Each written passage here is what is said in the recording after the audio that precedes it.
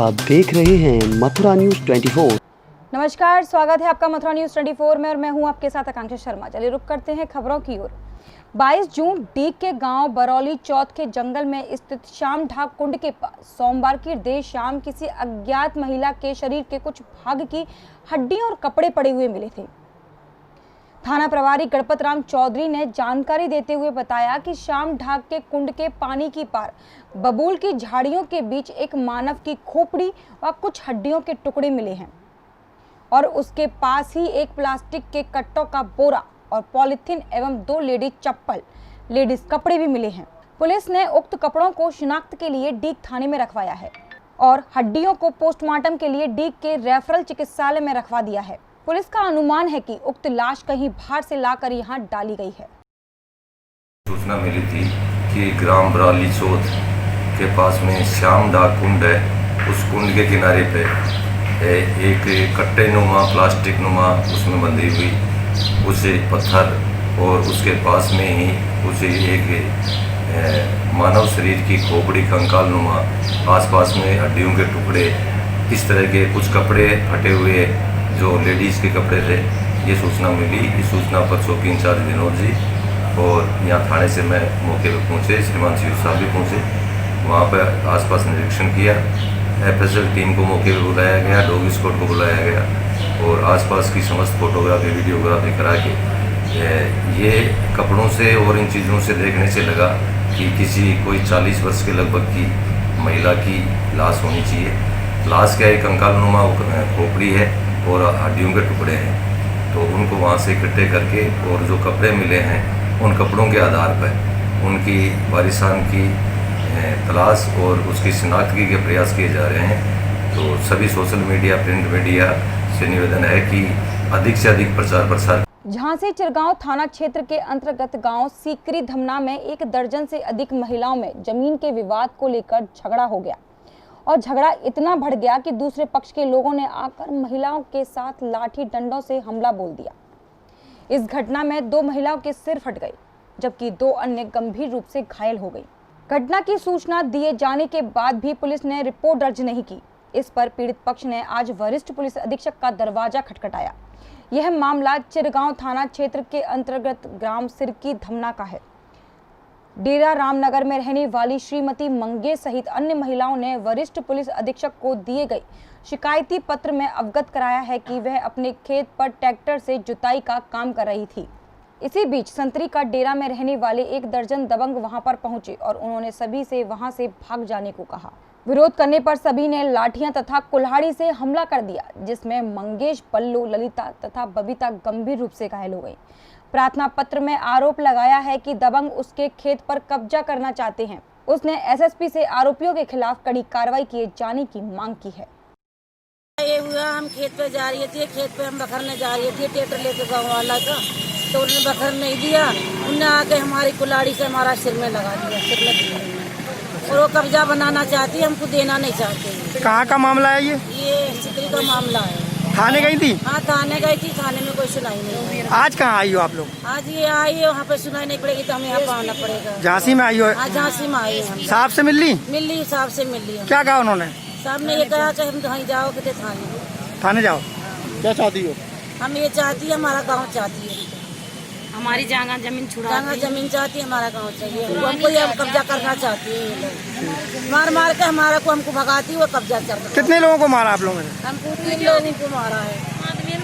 काय से मारा? हमारी कुल्हाड़ी के दिन कुल्हाड़ी थी, मकड़ी थी, धर्म रक्षा संघ एवं श्री स्वामी हरिदास राधा प्रसाद सेवा ट्रस्ट के तत्वाधान में गुप्त नवरात्रि से संत सेवा प्रारंभ की गई।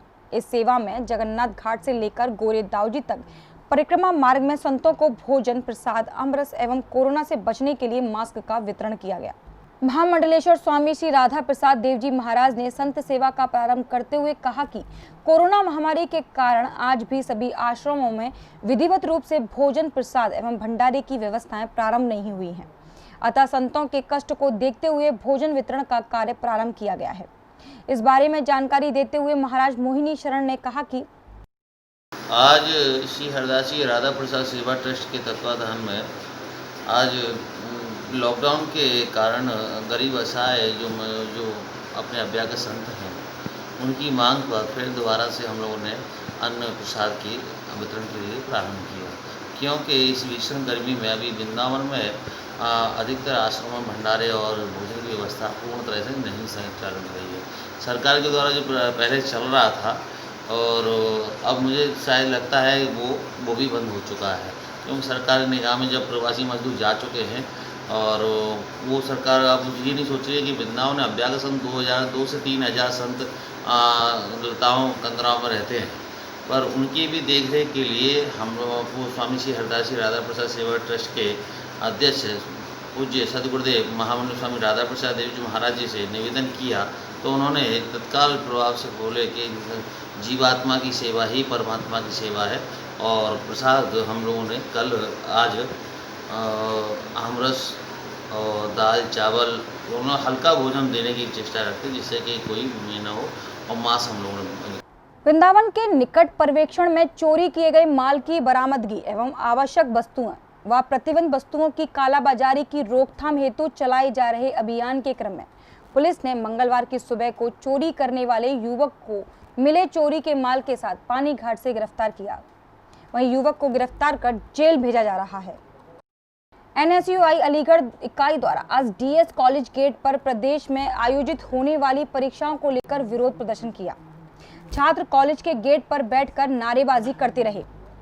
NSUI के कार्यकर्ताओं का कहना था कि उत्तर प्रदेश सरकार के जो मुख्य सचिव हैं, उनके द्वारा निर्देश जारी किया गया है कि 30 जून के बाद में जुलाई में प्रदेश के राज्य विश्वविद्यालय द्वारा परीक्षाएं कराई जाएंगी।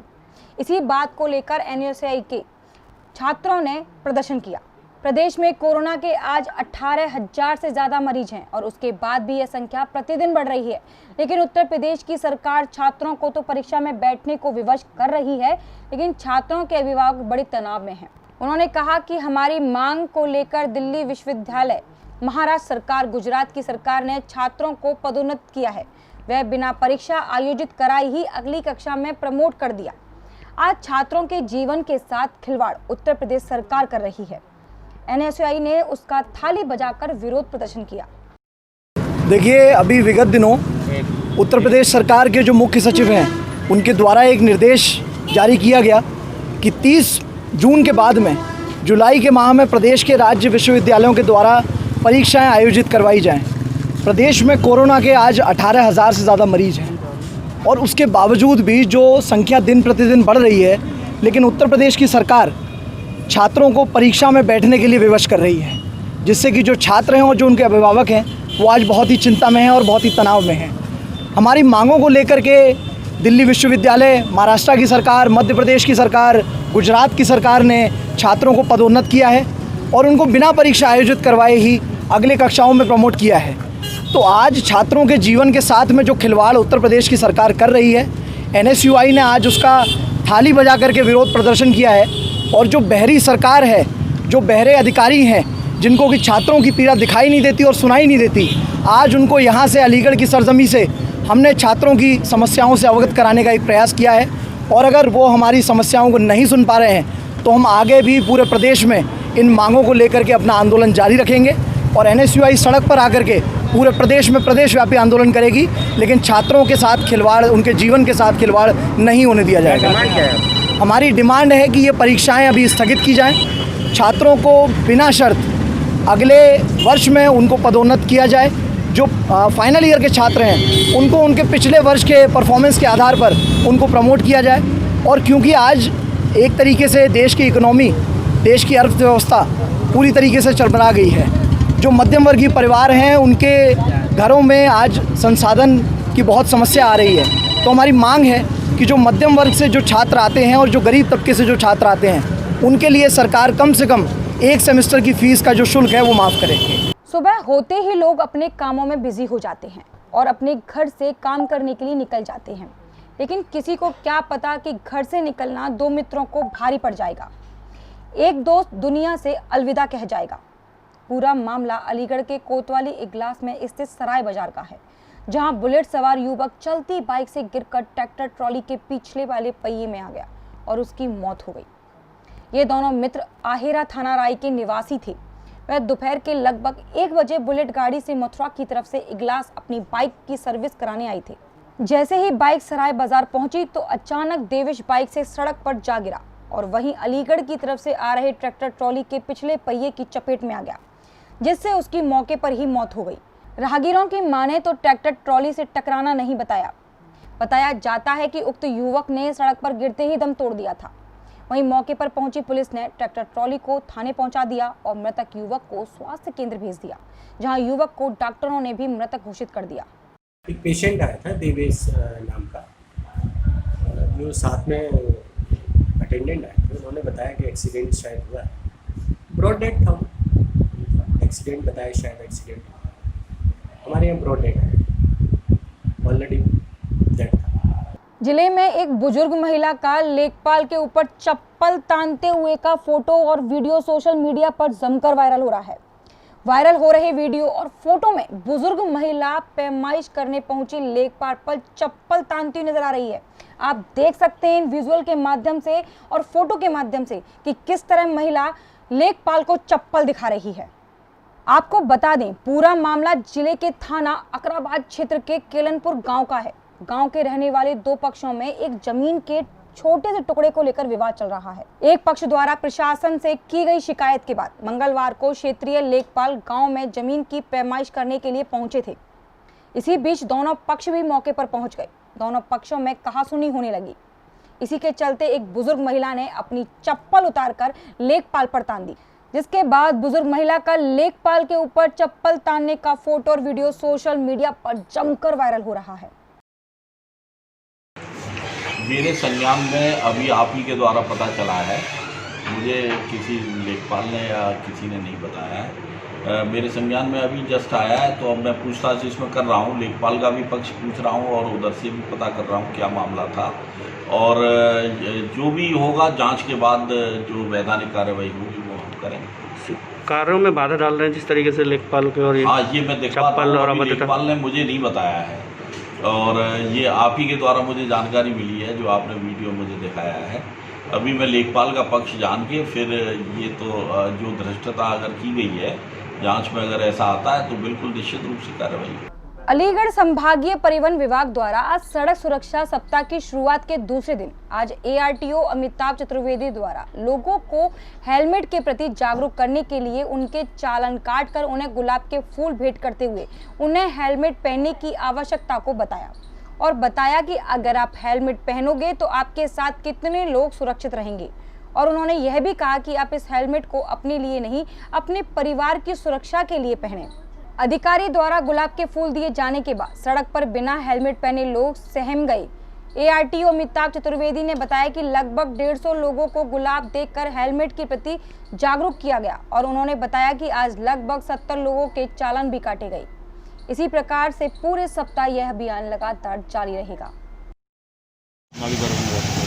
ये उत्तर प्रदेश सरकार द्वारा जो परिवहन विभाग की तरफ से चलाया जा रहा है, ये सड़क सुरक्षा सप्ताह का कार्यक्रम है और ये प्रथम सड़क सुरक्षा सप्ताह मनाया जा रहा है उत्तर प्रदेश में।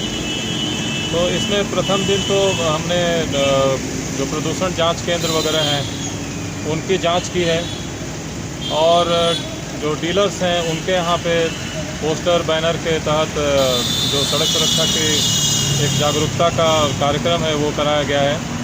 और आज दूसरा दिन है। आज जो हेलमेट और हेलमेट पहने बिना जो मोटरसाइकिल वगैरह चलाते हैं उनको जागरूक करने के लिए उनके चालान के साथ साथ उन्हें गुलाब का फूल प्रेजेंट करके और उनको कॉन्शियस करने के लिए इसके लिए कार्यक्रम चलाया गया है। आज कितने गुलाब के फूल दिए गए थे? लगभग 150-200 गुलाब के फूल हम लोगों ने बांटे हैं और चालान अलग से किया गया है। चालान करीब 70 चालान किए गए हैं हमारे परिवहन विभाग द्वारा और ट्रैफिक पुलिस के द्वारा भी आज कई सारे चालान किए जा रहे हैं, तो उनसे सूचना आप ले सकते हैं बाद में। फूल लेने के पीछे मोटिव क्या था? फूल लेने के पीछे मोटिव ये है कि कई बार ये होता है कि आदमी को पनिशमेंट से उतना जो असर नहीं होता है, उसको एक एम्बेरसमेंट और उसकी सोशल रिस्पॉन्सिबिलिटी और अपने प्रति जो अपने परिवार के प्रति रिस्पॉन्सिबिलिटी है, तो इसको हम दिखाते हैं तो उसमें थोड़ा सा उसको ज़्यादा दिनों तक याद रहता है। और उम्मीद करते हैं कि ऐसे लोग जिनको फूल दे दिए गए हैं वो जीवन में अब कभी बिना हेलमेट के नहीं चलेंगे और अपने जानने वालों को भी वो बताएंगे। इसी तरह से उसका प्रचार प्रसार होगा। मंगलवार को बलदेव सामुदायिक स्वास्थ्य केंद्र पहुंचे आगरा के एडी स्वास्थ्य विभाग AK सिंह द्वारा बलदेव सामुदायिक स्वास्थ्य केंद्र का कोरोना महामारी के बढ़ते प्रकोप के चलते निरीक्षण किया गया।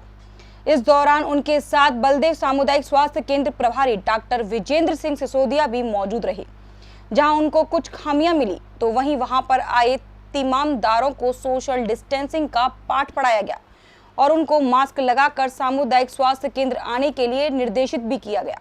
साथ ही स्वास्थ्य विभाग के सामुदायिक स्वास्थ्य केंद्र प्रभारी को निर्देशित किया गया कि आसपास के एरिया में सफाई का ध्यान रखें और आने जाने वाले प्रवासी मजदूरों पर नजर बनाए रखें, जिससे कि यहां पर कोरोना महामारी का प्रकोप जो बढ़ रहा है वह कम हो जाए और सभी के सैंपलिंग किए जाएं, जिससे कि गांव-गांव में फैलने वाली बीमारी पर रोकथाम हो सके। निरीक्षण किया गया है, बारीकी से देखा गया है और शुरुआत के दौर में गेट पर ट्रायल की व्यवस्था होनी चाहिए, हेल्प डेस्क होना चाहिए, वो चीज़ नहीं है। जैसे कोरोना से पहले जिस तरह से था वही सिस्टम अभी चल रहा है। यहाँ पे कोई रिस्ट्रिक्शन नहीं है। ये रिस्ट्रिक्शन को हमने क्या किया है ठीक करने के लिए, मरीज फ्री फ्लो में बाहर से आ रहे हैं, अंदर चले जा रहे हैं और साथ में बैठ रहे हैं और डिस्टेंसिंग मेंटेन है उन लोगों की। और अंदर क्योंकि यहाँ पे स्वीपर एक ही था तो सफाई इसलिए नहीं है। डॉक्टर साहब का कहना है कि हमारी जो है कोविड में लगी हुई थी इसलिए स्वीपर की नहीं है और मैन पावर भी कम है। धीरे धीरे वो सब वहाँ से वापस होंगे तो ठीक हो जाएगा। और वार्ड में पेशेंट नहीं थे, लेबर रूम में ठीक है, लेकिन महिलाओं का भी थोड़ा सा स्टाफनेस एक ही होने से उसके ऊपर वर्क बहुत ज़्यादा है, उसकी वजह से वो कन्विंस नहीं कर पा रही। लेकिन वैसे डिलीवरी के बाद में कंडीशन ठीक है। अंदर सफाई की थोड़ी सी कमी है, सफाई उतनी अच्छी नहीं है जितनी होनी चाहिए। सर, ये वॉशिंग निरीक्षण किया गया है, किस संदर्भ को लेकर किया गया? ये किया गया था एक सफाई व्यवस्था को देख करके, स्वच्छता के लिए और हेल्प डेस्क के लिए कि स्क्रीनिंग की जा रही है या नहीं की जा रही। जो मरीज आ रहे हैं उनका चेक किया जा रहा, बिना चेक के मरीज अंदर तो नहीं जा रहे हैं। तो यहाँ पे देखा गया कि बिना चेक के ही अंदर जा रहे हैं, ना तो थर्मामीटर और इंफ्रारेड टेम्परेचर मीटर लगाया जा रहा है, न पल्स ऑक्सीमीटर, ये सब चीज़ें नहीं हैं। तो कल से यहाँ पे लग जाएंगे। सर, कुछ मरीजों से आपने बातें की थी, किस तरह का पाया गया स्वास्थ्य? मरीज तो अभी अलग अलग जगह के थे, तो मरीज तो संतुष्ट नहीं थे क्योंकि अभी OPD सिस्टम शुरू हुआ, 3 महीने से बंद था। तो धीरे धीरे हर चीज़, फार्मासिस्ट हैं, वार्ड बॉय हैं, सिस्टर हैं, ये लोग सभी धीरे धीरे जैसे जैसे काम पे लौट आएंगे तो ऐसे व्यवस्था ठीक हो जाएगी। लेकिन अभी फिलहाल तो व्यवस्था ठीक नहीं है। भारतवर्ष में रथ यात्रा महोत्सव आषाढ़ शुक्ल द्वितीया को मनाया जाता है। इसी श्रृंखला में तीर्थ नगरी के विभिन्न मंदिरों में रथ यात्रा महोत्सव बड़े ही धूमधाम के साथ मनाया जाता है। इसी क्रम में ठाकुर बांके बिहारी महाराज को फूल बंगले के साथ चांदी के रथ में विराजित कराया गया। इस रथ की शोभा देखते ही बनती थी, लेकिन कोरोना वायरस की वजह से सारे मंदिर बंद है और दर्शनार्थी ठाकुर बांके बिहारी लाल को रथ में विराजित होते हुए दर्शन नहीं कर पाई। ठाकुर बांके बिहारी लाल राजभोग और शयन भोग दोनों सेवाओं में रथ में विराजित हुए। अरुणोदय बेला में भगवान जगन्नाथ जी के दर्शन हुए। सर्वप्रथम जगन्नाथ भगवान ने गाय के दर्शन किए, भक्तों ने दर्शन किए। उसके बाद में यहाँ पर भगवान का 56वां फूल बंगला हुआ और जो हमारे वृंदावन के सम्मानीय संत लोग हैं वो सब आए, उनको दर्शन कराए सोशल डिस्टेंसिंग से, उनका प्रसाद किया, उनका सम्मान किया। इस समय भगवान रथारूढ़ होकर के हमारे जो मंदिर के प्रांगण में ही ये घूमेंगे, बाहर नहीं जाएंगे। और यहाँ सबको हमने बता दिया, दूर दूर सोशल डिस्टेंस पालन करना है, मास्क लगाना है। जो भी सरकार की गाइडलाइन है पूरी कोशिश कर रहे हैं उसको करने के लिए जितना हो सके। इस वैश्विक महामारी के दौरान प्रभु आज जगन्नाथ भगवान शहर में निकल पा रहे हैं, कितना निराश हो रहे हैं? अगर आप कह रहे हैं, मेरा एक विश्वास है कि हमारे जगन्नाथ भगवान साल में जेठ पूर्णिमा के स्नान यात्रा में भगवान विश्राम गृह यानी क्वारंटाइन बोलते हैं ना, उसमें चले जाते हैं। और आज भगवान रथारूढ़ हुए हैं। जैसा शास्त्रों में वर्णन है, भगवान के रथारूढ़ के जो भी दर्शन करता है, ये कोरोना क्या सारी बीमारियों से मुक्त हो जाता है कि हमारा इसका विश्वास है कि अब ये कोरोना भाग जाएगा। देख लो, हमारा पूरा विश्वास है हमारे जगन्नाथ। एसडीएम महावन जगप्रवेश द्वारा हाल ही में महावन से कराई गई करोड़ों रुपए की सरकारी भूमि मुक्ति के बाद अब गोकुल के निवासियों में भी अपने यहां हो रही कब्जे की अवैध शिकायतों की मांग सोशल मीडिया के माध्यम से उठने लगी है। गोकुल के अंदर कस्बे में विभिन्न संस्थाओं पर सरकारी भूमियों पर हो रहे कब्जे को लेकर जहां गोकुल क्षेत्रवासियों ने एसडीएम महावन से उनको हटवाने की मांग उठाई और कहा कि जिस तरह से यहां पर करोड़ों रुपए की संपत्ति पर लोगों द्वारा अवैध कब्जे कर रखे गए हैं उनको हटाया जाए, जिसको लेकर गोकुल के स्थायी निवासी ने जानकारी देते हुए बताया। पतित पावन कुंड में जो दुकान बनी हुई हैं वो सब अवैध हैं। वो आते 15-20 साल पहले बनी हुई थी और वे भी जो पतित पावन कुंड में जो पुरानी बाउंड्री बनी हुई है उसी पर निर्माण करा हुआ है। वो आखिर में वे अगर एक दुकान मेरी भी है, अगर मेरी फूटे वो सब लोगों की फूटनी चाहिए, जिससे पूतना कुंड पतित पावन कुंड वो पूरी तरीके से दिखाई दे यात्री लोगों को, वहाँ को लोगों से हैं। उसको सब अवैध है, मतलब ये अलग से कोई निर्माण नहीं हुआ है। वो उसी बाउंड्री के ऊपर, पुरानी बाउंड्री के ऊपर बनाकर बाउंड्री पर निर्माण हुआ है। 2 दिन पूर्व क्वारसी क्षेत्र के जीवनगढ़ में पैरोल पर आई एक कैदी ने एक युवक के ऊपर रुपयों के लेन देन को लेकर गोली चला दी, जिसके बाद वह गंभीर रूप से घायल हो गया। उसका उपचार अलीगढ़ के जैन मेडिकल कॉलेज में चल रहा है, जिसमें सपा नेता अजय सायक आज एसएसपी कार्यालय पहुंचे और उन्होंने मामले में कार्रवाई करने की बात को लेकर कहा कि इसमें जो व्यक्ति निर्दोष है उन्हें छोड़ दिया जाए और जो भी इस घटना के दोषी हैं उन्हें जल्द से जल्द गिरफ्तार कर सलाखों के पीछे पहुंचाया जाए। जिसमें उन्होंने बताया कि आदिल नाम के युवक का गोली चलाने में नाम आ रहा है, पुलिस उसे क्यों नहीं जल्द गिरफ्तार कर रही। आइए सुनते हैं सपा नेता ने क्या कहा। देखिए, अभी पिछले कुछ जो है वो परसों जो है वो गोली जो चली थी उसमें एक बच्चे की गोली भी लग गई थी, एक लड़के के। उसी संबंध में मिलने के लिए आए थे कि तथ्यों के आधार पे जो लोग उसमें कसूरवार हैं उनकी गिरफ्तारी और अनावश्यक रूप से जो है वो लोगों को परेशान ना करा जाए। कहाँ चली थी सर गोली? जीवनगढ़ के अंदर जाकिर नगर में 5 नंबर गली। निर्दोष के नाम है, निर्दोष के नाम है किसी के? देखिए, ये तो अब ये लोग पता करेंगे कि निर्दोष के नाम है या मुलजिमों के नाम है। बात सीधी सीधी सच्ची है कि जिन लोगों के भी नाम है और जो लोग ने गोली चलाई है, गोली चलाने वाला पुलिस के ऊपर पिस्टल तान के भाग गया और पुलिस सामने खड़ी रही। किसने गोली चलाई थी? अब वो उसने लड़के ने नाम लिया है, ठीक है, जिसकी गोली लगी है, कोई आदिल नाम का जिसने गोली चलाई है उसका नाम आ रहा है, ठीक है। लेकिन आप सोचो कि कितना जो है वो विचार करने वाला मुद्दा है। ये मैंने कप्तान साहब से कहा कि जो है वो पुलिस जो है वो पीछे हट के खड़ी हो जाएगी तो आम जनता क्या होगा इस सरकार।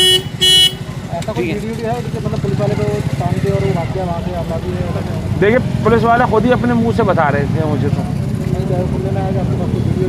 नहीं, वीडियो मैं कहाँ से, मैं अब ये काले काम कहाँ से करूँगा वीडियो बनाने की। मुलाकात हुई क्या? कप्तान साहब से बात हुई है। कप्तान साहब ने जो है वो कहा है कि जो है वो जिन लोगों के नाम लिए हैं, जो आप वीडियो की बात कर रहे हो, जिन लोगों के नाम लिए हैं और अगर कोई वीडियो है ऐसा तो उसको जो है वो संज्ञान में लेते हुए उसके ऊपर ही जांच जो है वो कराई जाएगी उसके साथ। अलीगढ़ के थाना क्वारसी क्षेत्र के कमला नगर के निवासी विनोद कुमार का आरोप है कि उसके ही पड़ोसियों द्वारा उसकी बेटी को जबरन खींच ले जाने का प्रयास किया गया। जब लड़की की मां ने इसका विरोध किया तो उन लोगों ने सिर पर डंडे से वार कर दिया, जिससे कि महिला गंभीर रूप से घायल हो गई और जब घायल परिवार थाने पहुंचा तो उसे डॉक्टरी के लिए कहते हुए मलखान सिंह भेज दिया, परंतु मामले की कोई कार्रवाई नहीं की गई। जिसके बाद न्याय की आस को लेकर पीड़ित परिवार आज एसएसपी कार्यालय पहुंचा, जहां परिवार ने एसएसपी के सामने न्याय की गुहार लगाई और पत्रकारों को पूरी घटना से अवगत कराया। बाबूजी, हमारी कमरे सुनवाई ना आए बाबूजी, हम सबर के मारे हमारी बेटी है खींच के ले जा रहे, हमारी जो करी आए यार रोकवा तो करी आपको सर भाग दो बाबूजी। थाने आए रोबत पीबत थाने वाले ने बाबूजी मेडिकल भेजते पर लिखा ले पर करते हमारे संग उड़ा लगे। कौन सा थाना है? क्वारसी थाना बाबूजी, क्वारसी। कहाँ की घटना है ये? कौन से गाँव? ये सुकरावली को नगर आया बाबूजी, कमल नगर, सुकरावली को नगर आया कमल नगर आरे के पीछे। तो बेटी के संग कौन लोग खींच के ले जा रहा है? टीटू अरोसी है बाबूजी, पैसा हमारे आदमी है, 4-5 आठ नाम है उनके, पहला नाम बता मैं तब सब टीटू, जीतू, डिस्को और दीपक और विष्णु। अब बाबूजी हम आए, थाने वालों ने कही रेफर कर दो, तुम आ जाओ मलिकान हॉस्पिटल।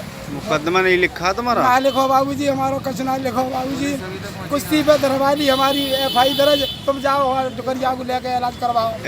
अभी आप कप्तान साहब से मिले थे, क्या कहा? कप्तान साहब के जो नहीं आए मिले आप? हाँ लल्ला गए। क्या कहा? ब्रज साहित्य परिषद न्यास के कार्यकारी अध्यक्ष एवं संस्थापक, लोकतंत्र सेनानी व ब्रज भाषा के प्रसिद्ध कवि और साहित्यकार देवकी नंदन कुमेरिया अब नहीं रहे।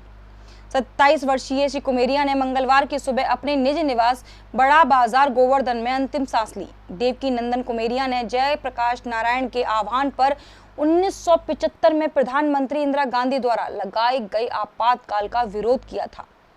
इनके साथ गोवर्धन में 5 सदस्यीय टीम ने सत्याग्रह पर गोवर्धन थाने पर जोरदार प्रदर्शन किया था, जिसमें कस्बे के देवकी नंदन कुमेरिया, पदमचंद जैन बलदेवादी थे।